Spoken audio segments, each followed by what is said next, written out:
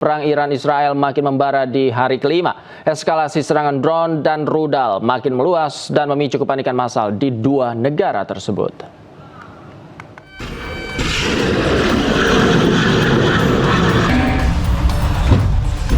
Komando Pusat AS merilis rekaman pada Selasa yang menunjukkan kapal perusak rudal berpemandu milik Angkatan Laut AS meluncurkan rentetan rudal ke beberapa sasaran di wilayah Iran siang malam.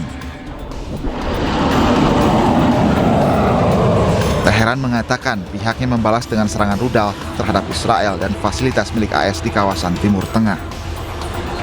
Angkatan Udara Israel merilis rekaman dramatis yang mengklaim telah menyerang pasukan Iran menargetkan infrastruktur pertahanan di tengah operasi militer yang sedang berlangsung antar kedua negara. Video menunjukkan setidaknya 2 orang yang dilaporkan sebagai pejuang Iran terkena serangan udara, diikuti oleh serangkaian serangan terhadap peluncur rudal dan kendaraan militer.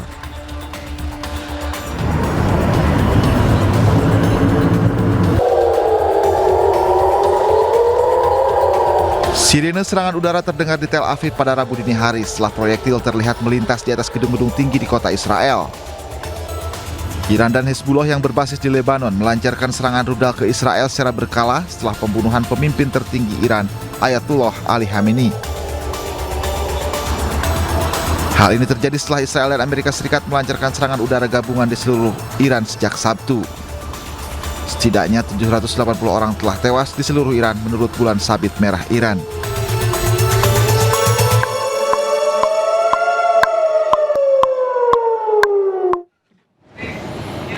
Garda Revolusi Iran terus memberikan serangan balasan terhadap Israel dan Amerika. Sebanyak 60 target strategis serta 500 aset militer menjadi sasaran rudal balistik Iran.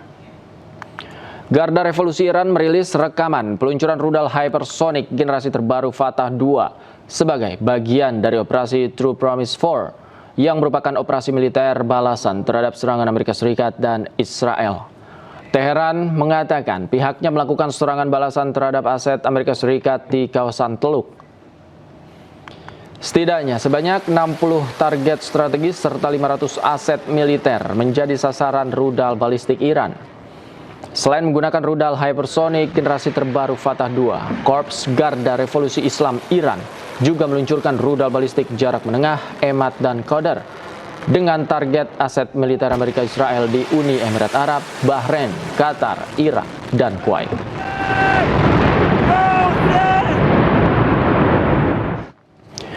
Beredar sebuah video yang menunjukkan asap hitam mengepul di dekat konsulat Amerika Serikat di Dubai. Kebakaran dipicu oleh serangan drone yang berasal dari Iran.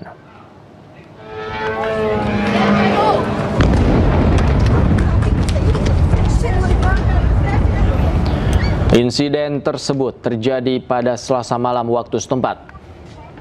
Api telah berhasil dipadamkan oleh pihak berwenang dan dilaporkan tidak ada korban jiwa. Pejabat Amerika Serikat dan pemerintah Dubai menjelaskan bahwa sebuah drone menabrak tempat parkir kantor konsulat Amerika Serikat. Sedangkan media pemerintah Iran melaporkan bahwa drone mereka berhasil menghantam kantor konsulat Amerika Serikat tersebut.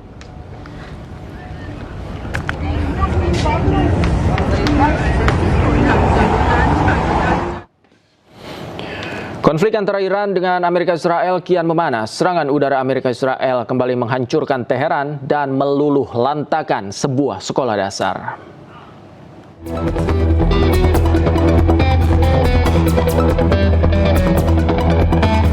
Serangan udara Amerika Serikat Israel menghancurkan bangunan-bangunan di kota-kota Iran.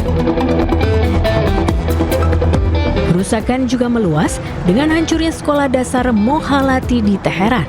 Ini adalah kesekian kalinya di mana serangan Israel dan Amerika Serikat menyasar kepada rakyat sipil, terutama anak-anak.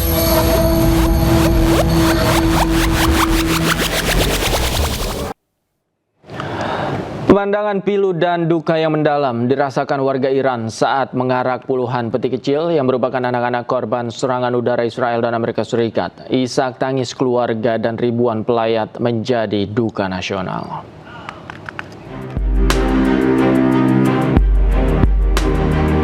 Duka menyelimuti kota Minab, Iran Selatan. Ratusan warga mengantar kepergian para siswi sekolah yang tewas dalam serangan udara Israel dan Amerika Serikat pada Sabtu lalu. Deretan peti mati kecil berjajar rapi sebagai simbol pilu hilangnya nyawa-nyawa yang tidak bersalah. Tangis keluarga dan kerabat pun pecah di antara lautan pelayat. Serangan yang menghantam sebuah sekolah di Minab terjadi di tengah eskalasi konflik Iran versus Israel dan Amerika Serikat. Puluhan jiwa yang menjadi korban, sebagian besar adalah anak-anak perempuan usia sekolah dasar. Peristiwa ini menjadi duka nasional. Sementara itu, kuburan massal terlihat di Minab. Peti mati para siswi dan juga staf sekolah SD dimakamkan setelah diikuti ribuan pelayat. Pemirsa, bulan sabit merah Iran melaporkan serangan militer Amerika Serikat dan Israel telah mengakibatkan sejumlah rumah sakit rusak dan menewaskan lebih dari 1.000 warga.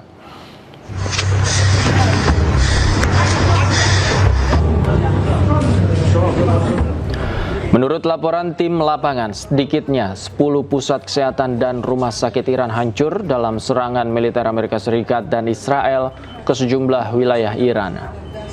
Bulan sabit merah Iran juga mengatakan data hari Selasa sedikitnya 1.000 warga tewas akibat serangan yang hingga kini masih berlangsung. Dari jumlah tersebut, 181 diantaranya merupakan anak-anak. Tak hanya menimbulkan korban jiwa, serangan yang telah berlangsung sejak hari Sabtu itu juga mengakibatkan lebih dari 5.000 warga terluka.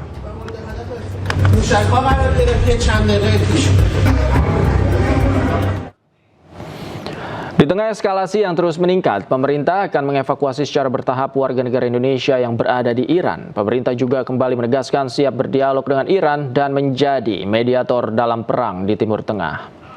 Di tengah eskalasi yang semakin meningkat, tadi siang juga saya sudah memerintahkan kepada dubes kita di Teheran untuk mengambil langkah-langkah evakuasi yang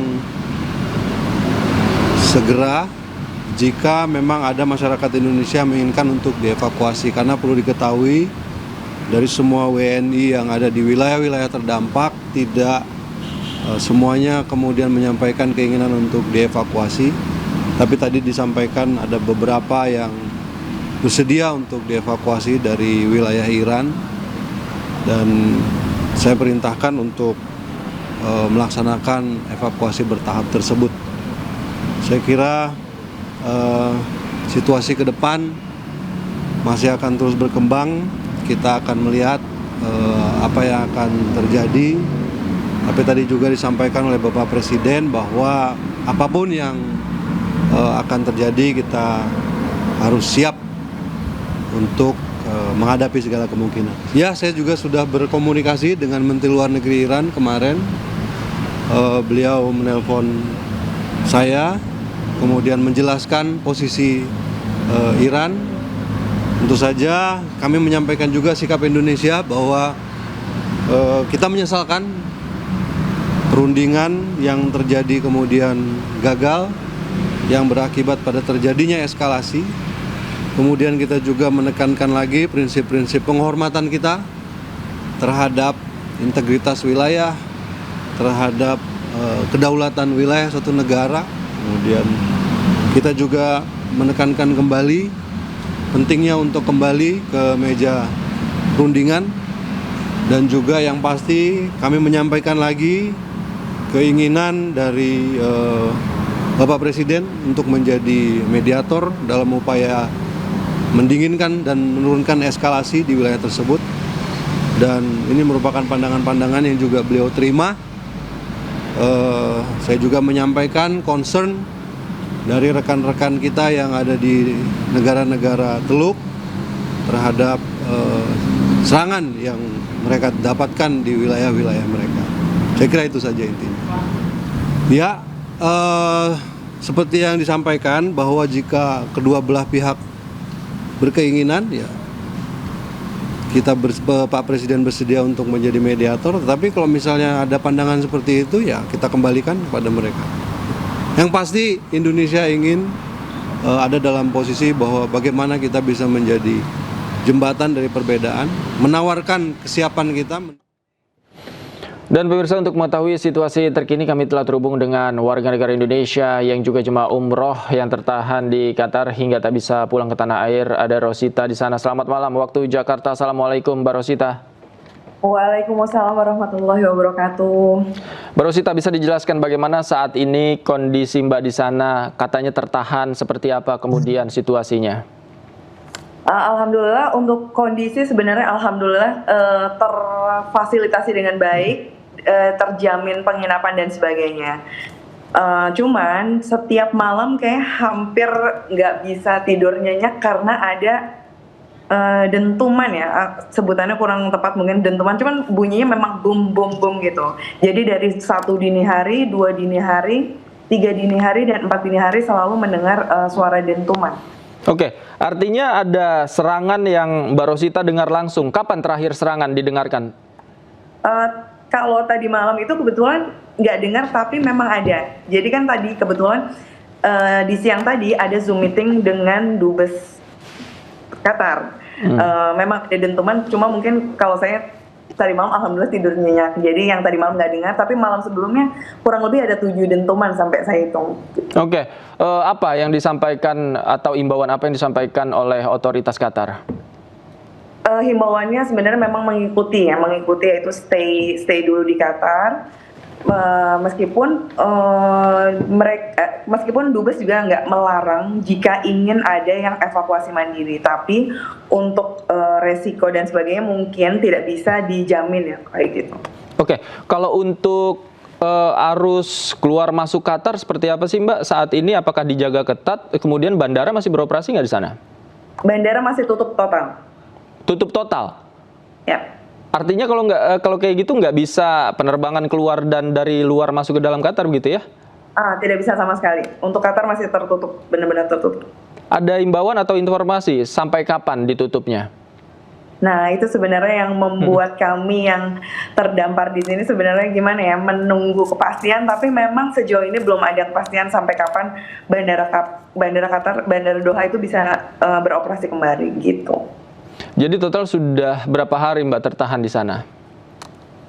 Saya tiba di Qatar itu tanggal 28 Februari. Memang rencananya mau city tour Qatar dan melanjutkan penerbangan ke Indonesia itu tanggal 1 dini hari. Nah, tapi di tanggal 28 Februari siang sudah ada safety alert untuk mencari daerah aman karena ada konflik Timur Tengah tersebut.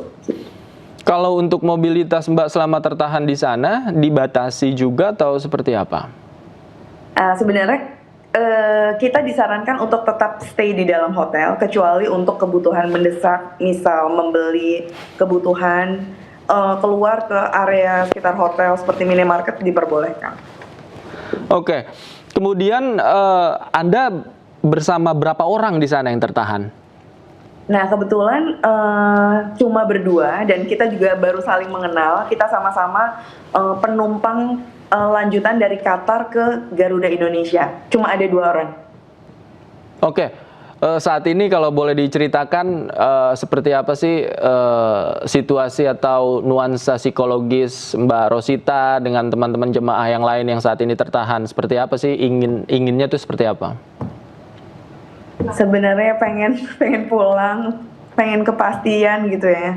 Karena jujur meskipun kita diberikan penginapan yang sangat layak, makan yang full, tapi hati kan penuh ketidaktenangan gitu ya. Apalagi udah berapa malam itu dentuman ya. Jadi kita yang dalam posisi tidur pun bisa tiba-tiba kebangun karena mendengar suara dentuman gitu. Jadi ya harapannya memang kepastian kapan bandara bisa beroperasi kembali, kapan kita bisa kembali pulang ke Indonesia, itu sih.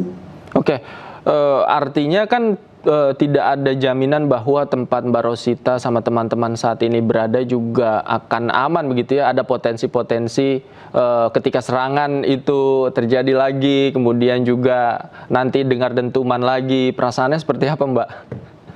Perasaannya kayak campur aduk sebenarnya kadang masih suka nangis gitu karena ini sesuatu yang benar-benar nggak disangka kan, terjebak di situasi konflik gitu.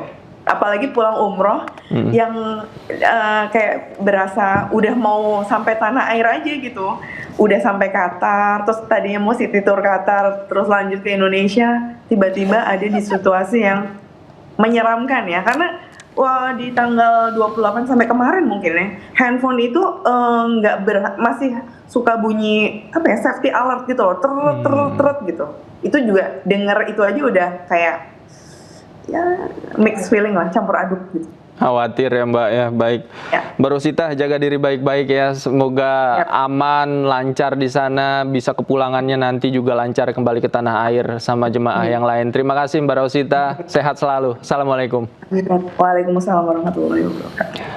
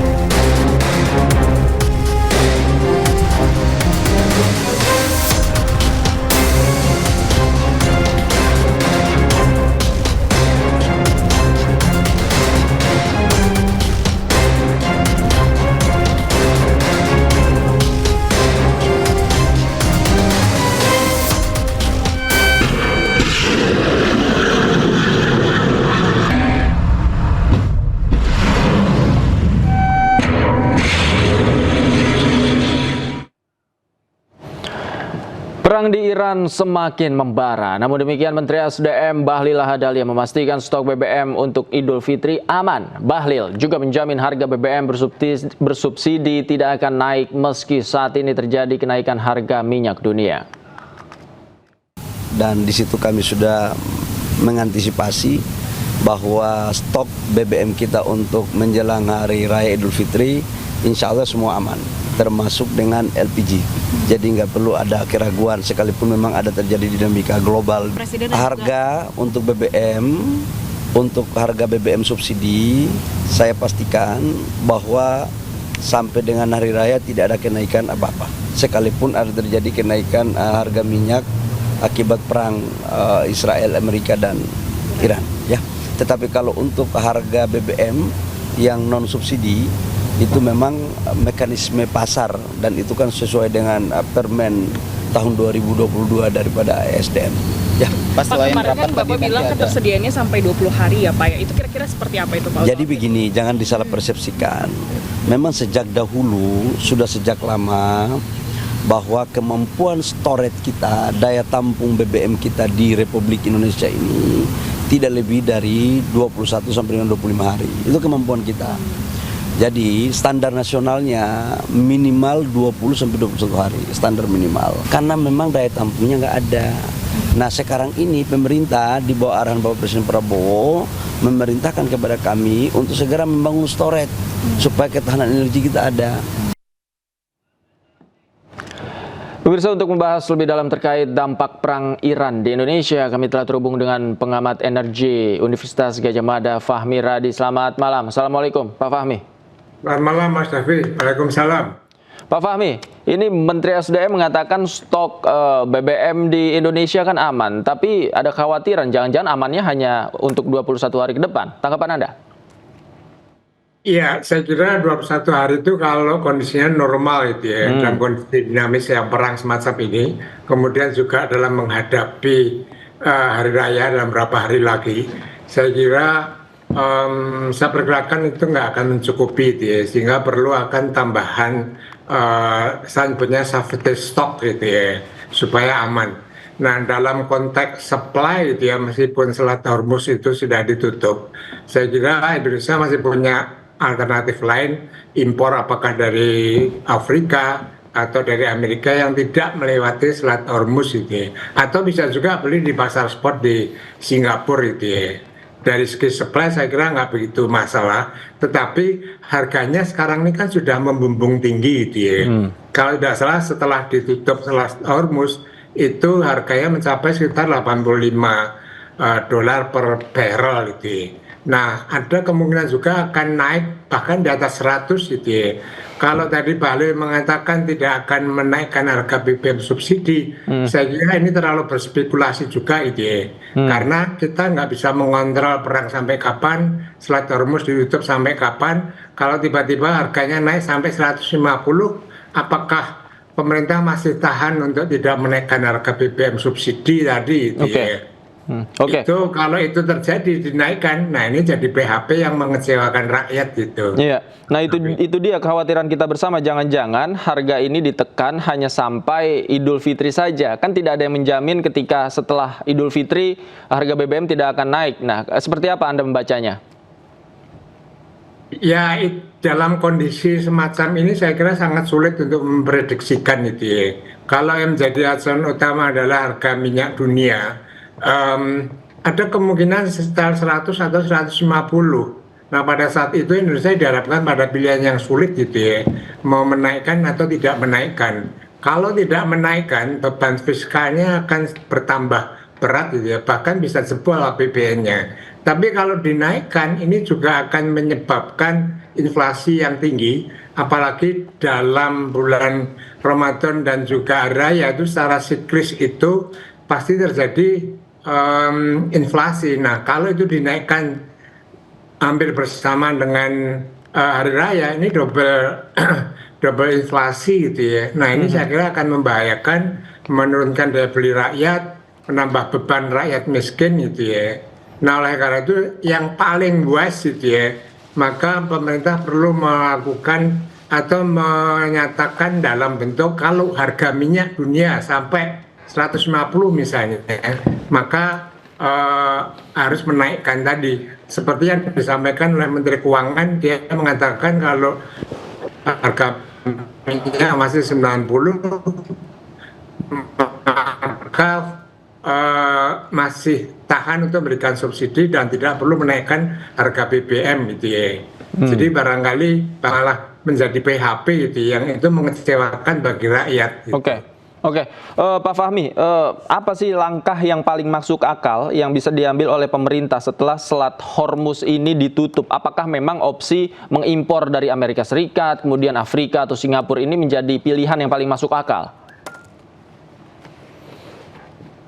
Iya, saya kira itu pilihannya masuk akal gitu ya, agar supply yang dibutuhkan Indonesia itu tidak terganggu gitu ya, karena sebagai net importer, kebutuhan impor kita itu minyak mentah saja itu 1,2 juta barrel per hari.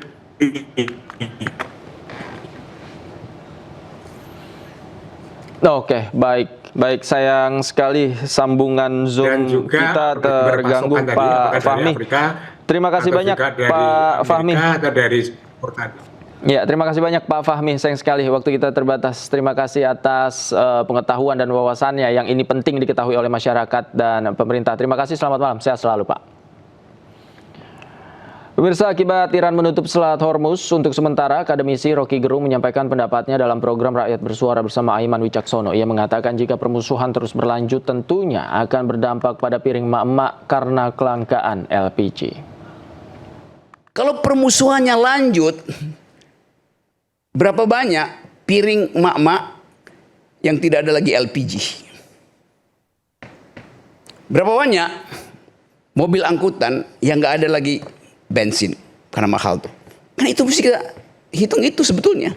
Jadi nggak usah sok-sok nganalisis perang itu, nggak mampu. Mending mulai membaca mitigasi apa yang akan kita pakai untuk memperbaiki postur APBN kita tuh. Dan itu yang akan terhantam pertama kali. Itu yang mestinya dibicarakan. Kalau APBN nggak bisa diubah posturnya, masih soal MBG, malah perubahan segala macam itu, ya mak-mak yang bakal ngamuk, mak-mak yang akan angkat perang dengan Prabowo tuh. Real begitu realnya kan? Kan kita bisa baca dari awal tuh. Kalau Hormuz itu 2 bulan aja. 2 bulan? Ya bisa 2 bulan. Karena permusuhan. Amerika bisa berhenti. Tapi Iran dan Israel akan terus. Jadi ini konsekuensinya tuh. Sekarang coba kita bayangkan misalnya, oh ya apa yang mesti dilakukan oleh Presiden Prabowo? Gratiskan listrik. Gratiskan listrik? Ya. bagi kompor listrik ke emak-emak supaya dia nggak turun di jalan. Sementara itu, pemirsa, Menteri Keuangan Republik Indonesia Purbaya Yudisadewa mengatakan telah menyiapkan langkah antisipasi terkait dampak dari perang di Timur Tengah. Purbaya optimis Indonesia bisa bertahan di tengah Timur Tengah yang memanas. Kan channelnya pasti melalui ekspor ataupun melalui harga minyak. Harga minyak sudah naik mereka di 80 ya. Kita udah hitung sampai 92 pun kita masih bisa kendalikan anggarannya, jadi nggak ada masalah. Berarti tidak ada kekhawatiran dari Anda, Pak? Enggak, kita bisa adjust, kita bisa atur. Itu langkah antisipasi yang disiapkan ada nggak, Pak? Kalau misalnya terkait contohnya penutupan Selat Hormuz, kalau misalnya nanti berdampak ke impor. Semakin parah gimana, Pak? Iya. Oh, kalau impor makin parah kan harganya mahal ya. Kan akan menekan defisit. Ya, kita pastikan aja pertama tax collection kita, pengumpulan pajak kita sama cukai nggak ada yang bocor, itu udah mengurangi tekanan ke defisit. Nanti kalau lebih bagus, itu udah lebih bagus, kita lihat dampaknya seperti apa, baru kita hitung langkah-langkah yang perlu kita lakukan. Pak, ada kemungkinan bisa masuk Pak? Stok yang dibilang oleh Pak Bahlil itu persiapannya ada nggak planning kalau misalkan kalau harga itu harga setahun kan, kalau kita asumsinya setahun. 20 hari itu kalau nggak ada supply sama sekali baru berantakan, tapi biasanya nggak seperti itu. Kita pasti bisa dapat supply tapi harganya lebih tinggi, itu aja. Tapi pasti terkendali gitu ya? Kita bisa lihat, saya bisa hitung dengan asumsi tadi, kita masih bisa mengendalikan defisit kita, ekonomi kita masih bisa maju, nggak ada masalah. Dan kalau globalnya jatuh, selama kita bisa jaga domestic demand yang 90% kontribusinya ke ekonomi, kita juga. Wakil Menteri Haji dan Umroh Daniel Anzar Simanjuntak menyebut ada 58.867 jemaah umroh asal Indonesia yang saat ini masih tertahan di Arab Saudi karena terdampak eskalasi perang di Timur Tengah. Ia pun lagi bernegosiasi dengan otoritas Arab Saudi dan maskapai penerbangan untuk bisa memberikan keringanan kepada pihak travel yang menunda keberangkatan jemaahnya.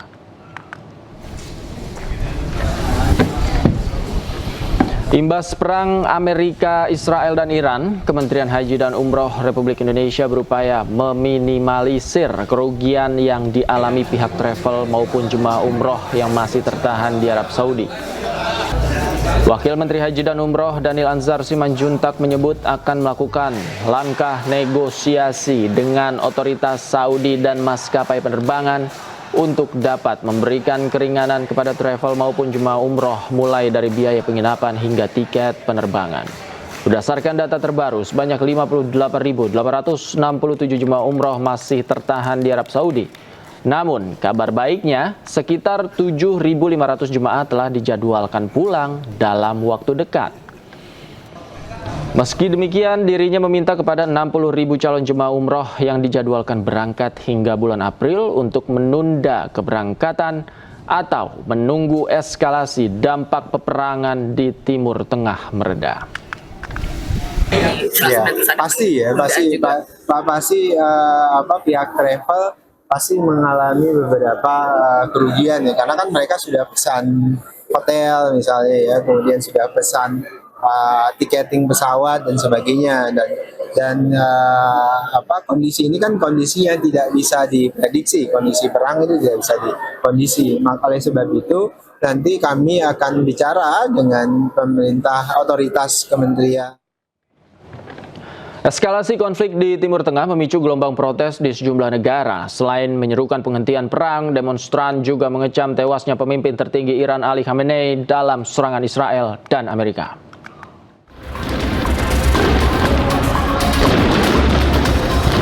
Bentrokan pecah pada Senin malam antara pasukan keamanan dan demonstran di sekitar zona hijau di pusat Baghdad untuk hari kedua berturut-turut menyusul pembunuhan pemimpin tertinggi Iran Ali Khamenei. Konfrontasi terjadi depan pintu masuk kedutaan besar Amerika di Irak dan mengakibatkan sejumlah orang terluka. Bentrokan terjadi saat para demonstran berbondong-bondong menuju gerbang zona hijau dalam upaya menyerbu kedutaan besar Amerika Serikat.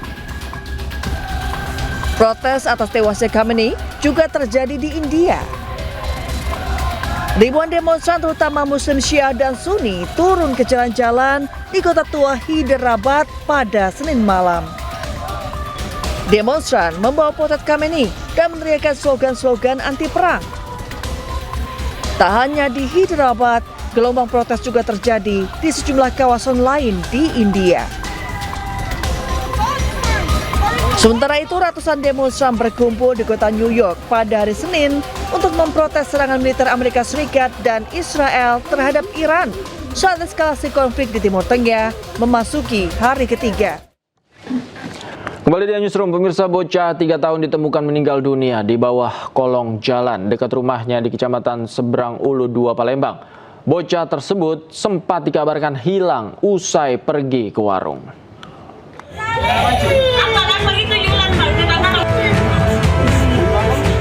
Bocah laki-laki berusia 3 tahun ditemukan meninggal dunia di kolong jalan dekat rumahnya di Jalan Kiai Haji Azari, Lorong Semeu 1 Tangga Takat, Kecamatan Seberang Ulu 2, Palembang. Korban ditemukan oleh ibunya. Peristiwa bermula saat korban hendak ke warung dekat rumahnya, namun tidak diketahui korban terjatuh di pinggir parit dekat rumahnya. Saat pencarian, kondisi air parit sedang tinggi. Keesokan harinya setelah air surut, korban akhirnya ditemukan dalam keadaan terjepit di pondasi bawah jalan. Sebelum ditemukan, orang tua korban sempat melaporkan kehilangan anak ke kantor polisi. Hilang kemarin setengah 11 kemarin. Jam 11, setengah 11 lah kemarin. Itu bisa ketemu kayak mana itu, Pak? Itu kan bisa kedengar tadi istrinya juga yang nemuin ini. Dia nggak tahu mana-mana kan, orang tuanya kan. Dia pengen nyuruh bawa ini. Ngecek, Pak, ya? Ngecek, Pak. Rupanya jualah. Iya, Pak, dia manggil pas ditemu ke tadi dalam keadaan banyu besar macam mana, Pak? Kecil. Sudah surut. Usai ditemukan, jenazah korban langsung dimakamkan di TPU Telaga Swidak, Palembang. Dari Palembang, Sumatera Selatan, Muhammad David, iNews melaporkan. Kita ke informasi lain. Pemirsa, hujan deras disertai angin kencang membuat sebuah pohon tumbang dan menimpa satu unit mobil di Jalan Dago, Kota Bandung, Jawa Barat. Sebuah kendaraan roda 4 yang tengah melintas di kawasan Jalan Insinyur Juanda Dago, Kota Bandung ini mengalami rusak berat di bagian depan dan belakang setelah tertimpa pohon. Peristiwa ini terjadi saat hujan deras disertai angin kencang melanda wilayah Kota Bandung. Sejumlah petugas dari Dinas Perumahan Kawasan Permukiman Pertanahan dan Pertamanan Kota Bandung segera datang ke lokasi dan mengevakuasi batang pohon, sementara pengendara mobil berhasil menyelamatkan diri.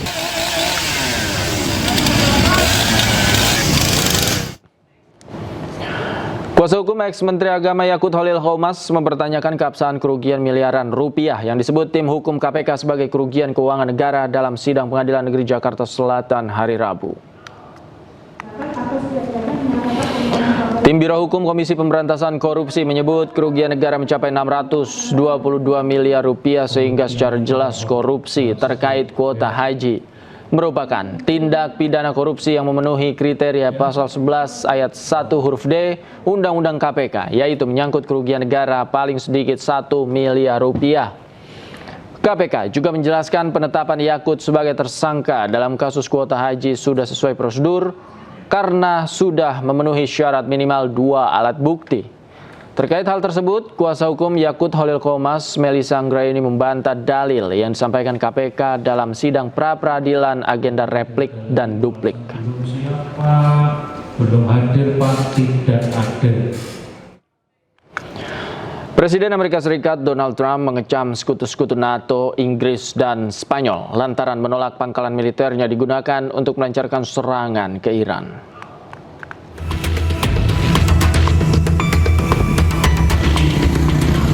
Presiden Amerika Serikat Donald Trump mengecam sekutu-sekutu NATO, Inggris, dan Spanyol yang menolak memberikan akses pangkalan militer untuk menyerang Iran. Ia menyebut Perdana Menteri Inggris Keir Starmer sangat tidak kooperatif, bahkan bersumpah akan memutus semua perdagangan dengan Spanyol. Pernyataan itu disampaikan Trump saat bertemu Kanselir Jerman Friedrich Merz, menandai retaknya hubungan Washington dengan sejumlah mitra Eropa di tengah eskalasi konflik di Timur Tengah. I will say the UK has been very, very uncooperative with that stupid island that they have, that they gave away and took a 100-year lease, having to do with perhaps indigenous people claiming the island that never even saw the island before. What's that all about? And they ruin relationships. It's a shame. Perdana Menteri Spanyol Pedro Sanchez mengutuk operasi militer gabungan AS dan Israel di Iran dan menyebutnya sebagai pelanggaran hukum internasional dan mendesak deeskalasi segera dilakukan. Ia juga menekankan bahwa perang apapun yang dilancarkan tanpa otorisasi dari Kongres AS atau Dewan Keamanan PBB akan merusak norma-norma internasional. Hoy, más que nunca, es imprescindible recordar que se puede estar contra un régimen odioso, como está el conjunto de la sociedad española, como es el régimen iraní, y estar a la vez en contra de una intervención militar injustificada, peligrosa y fuera de la legalidad internacional. Que se debe estar contra una guerra iniciada sin autorización del Congreso de Estados Unidos, del Consejo de Seguridad de Naciones Unidas y, como he dicho antes, que vulnera el derecho internacional. Y que siempre hay espacio para una solución negociada, en lugar de dejarse arrastrar por la devastación de las armas como única salida posible. Sebelumnya, Amerika Serikat dan Israel menyerang Iran pada Sabtu pagi. Sementara Teheran membalas dengan serangan terhadap Israel dan pangkalan militer AS di kawasan tersebut. Hingga saat ini, perang antara Amerika Serikat, Israel, dan Iran masih berlangsung. Tim Liputan. Jelang upacara pemakaman kenegaraan pemimpin tertinggi Iran Ali Khamenei, ribuan warga berkumpul menyalakan lampu di Camp Shar sebagai penghormatan terakhir. Upacara pemakaman diagendakan berlangsung pada Rabu malam waktu setempat.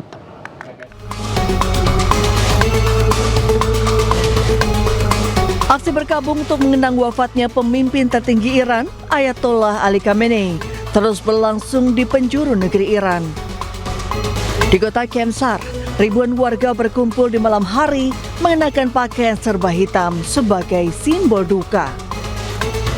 Massa menyalakan lampu sambil melambaikan bendera Iran sebagai bentuk penghormatan kepala negara dan panglima tertinggi militer Iran selama lebih dari 36 tahun yang gugur dalam serangan Israel dan Amerika Serikat di Teheran pada hari Sabtu.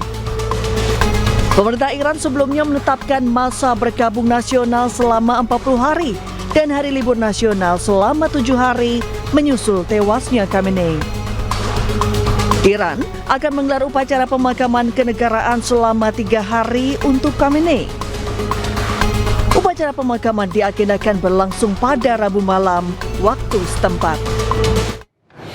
Kematian Ayatollah Ali Khamenei akibat serangan Amerika Serikat dan Israel membawa tantangan baru bagi Iran. Negara ini memiliki sistem, proses, dan lembaga tersendiri dalam memilih pemimpin tertingginya setelah Khamenei wafat. Dan pemirsa, informasi yang akan hadir ini sekaligus menutup jumpa kita di iNewsroom malam hari ini. Temukan informasi-informasi terbaru lainnya di www.inews.id.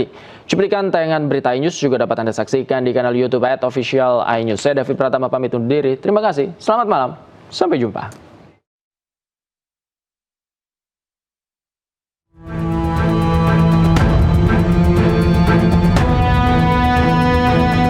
Kematian Ayatollah Ali Khamenei membuat Iran harus segera menata ulang struktur politik negaranya dan memilih pemimpin tertingginya. Sistem pemilihan pemimpin tertinggi di Iran tidak melibatkan pemilu langsung oleh rakyat, melainkan melalui mekanisme khusus yang diatur berdasarkan Konstitusi Republik Islam Iran. Proses ini dirancang untuk memastikan pemimpin tertinggi memiliki legitimasi religius dan kemampuan politik. Pemimpin tertinggi Iran nantinya akan dipilih oleh Majelis Ahli, sebuah dewan yang terdiri dari 88 ulama senior.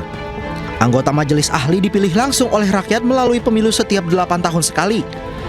Namun kandidat yang maju sebagai anggota Majelis Ahli harus melalui proses penyaringan ketat oleh Guardian Council.